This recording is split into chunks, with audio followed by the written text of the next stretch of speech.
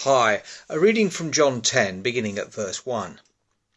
Very truly I tell you, Pharisees, anyone who does not enter the sheep pen by the gate, but climbs in by some other way, is a thief and a robber. The one who enters by the gate is the shepherd of the sheep. The gatekeeper opens the gate for him, and the sheep listen to his voice. He calls his own sheep by name and leads them out. When he has brought out all his own, he goes on ahead of them, and his sheep follow him because they know his voice. But they will never follow a stranger. In fact, they will run away from him because they do not recognize a stranger's voice. Jesus used this figure of speech, but the Pharisees did not understand what he was telling them. Therefore Jesus said again, "Very truly I tell you, I am the gate for the sheep. All who have come before me are thieves and robbers, but the sheep have not listened to them. I am the gate. Whoever enters through me will be saved. They will come in and go out and find pasture. The sheep comes only to steal and kill and destroy. I have come that they might have life and have it to the full." That's verse 10. So we're thinking about the I am statements of Jesus, and this week it is I am the door or the gate. It means the same thing.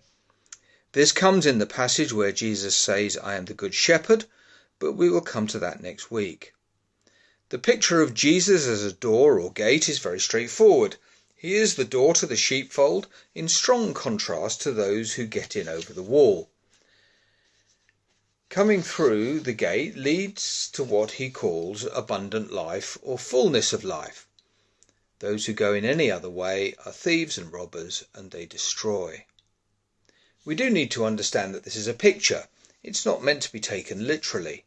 The picture is open to many understandings, but the clear message is the contrast between the good way and the bad way to the richness of God life. There is a clear choice. Over the back wall that leads to theft and disappointment, if not destruction. An entrance through Jesus the gate into the rich pasture of God's abundant life. Don't try to analyse the pictures of the thief and the green grass of good sheep pasture, the abundant life. They're just straightforward images and meant to be taken as they are. The context of the whole passage takes a bit of an unravelling. Indeed, Jesus realises that the Pharisees don't understand what he was saying.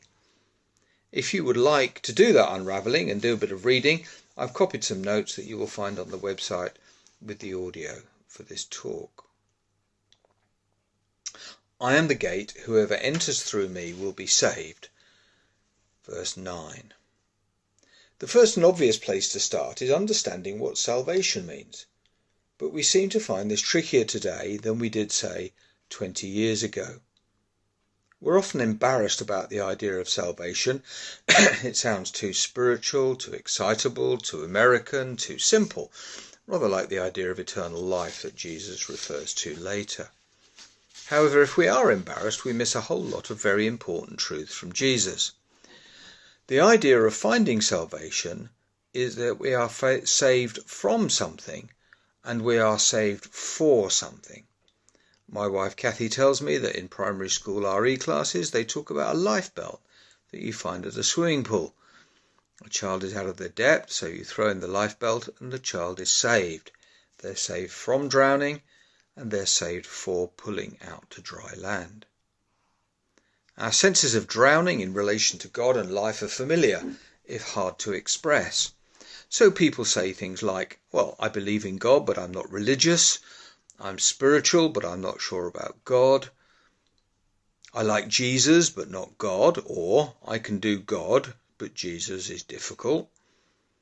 Famously, in the early Blair days, we do not do God, though Tony and Sherry Blair obviously do God. Some of us feel dislocated about ourselves, about others and God. Searching but not finding. I need a gate to God. Another group of us are quite different but also need a door. I'm a strong Christian and I have been for a while. I may be convinced, may be influential or even successful. I may lead and serve well. Perhaps I have enjoyed that in the past. But something has changed, perhaps triggered by a crisis, and now my very success or ability seems empty. I find myself strangely in a spiritual desert. I've tried pulling myself together, focusing, perhaps a retreat, extended prayer, renewed commitment, healing. Yet the desert seems barren and the horizon a long way off. I need a gate to God. I reckon that one of our main God thieves today is the sense of political correctness that condemns Christianity as unreal and harmful. I doubt many of us follow Scottish politics, but the First Minister has recently resigned and there's a leadership search underway. Kate Forbes has been Finance Minister for some years and is now up for the top job. Now, I declare a bit of an interest here because I knew her family, knew her parents many years ago and many of her uncles, and they're all strong Christians. Now, the other week when Kate answered questions about her approaches to sexuality issues, she caused a predictable storm because she attributed them unashamedly to her Christian faith or values.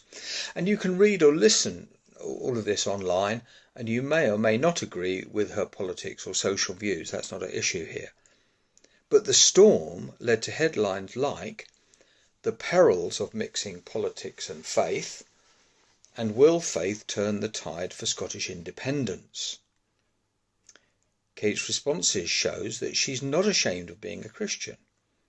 "I'm talking to you as someone who has a Christian faith. I've never kept that a secret," she says. And I think we get into very dangerous territory when we say that certain public offices are barred to certain minority groups. And that was something that had been claimed and she was responding to. As you gather, the media were doubting that anyone who holds Christian beliefs, and it wasn't just the media, it was some of her opponents as well, anyone who doubts that anyone who holds Christian beliefs or allows those beliefs to actually affect their life cannot be a serious person in public life. They're out of date, out of touch, politically incorrect, and probably incompetent.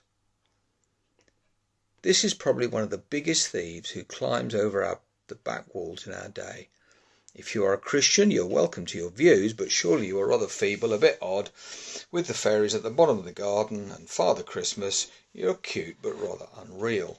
Or plainly, you're just a bigot. Kate Forbes has managed to communicate so much more than that. She has her views, accepts others with different views, she readily accepts the law, and the media has moved on. She is no embarrassment and is a great encouragement.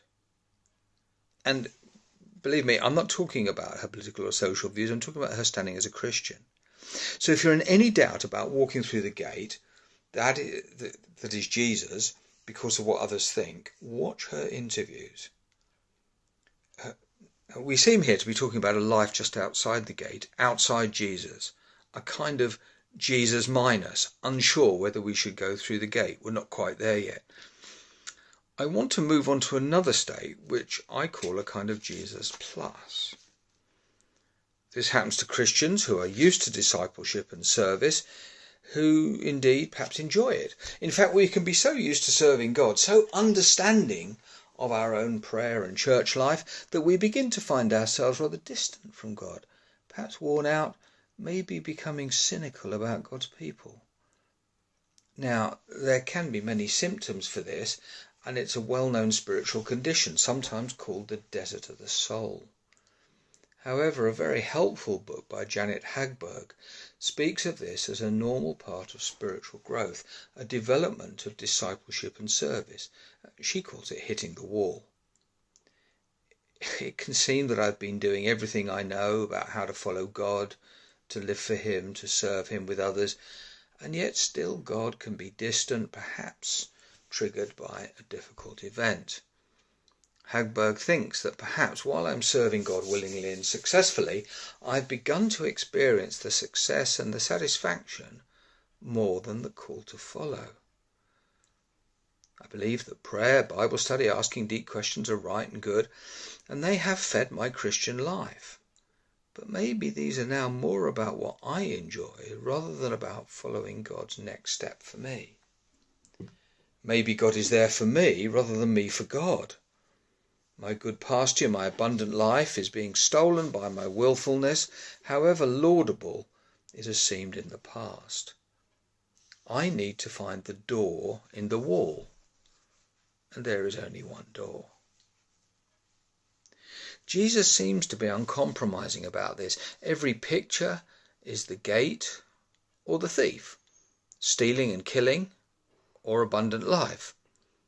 Whether we are Jesus minus, just outside the gate, or Jesus plus, inside the gate but moving away from it. However, how those pictures work must be different for different people, and you should talk to someone who can help you if you find yourself in either place.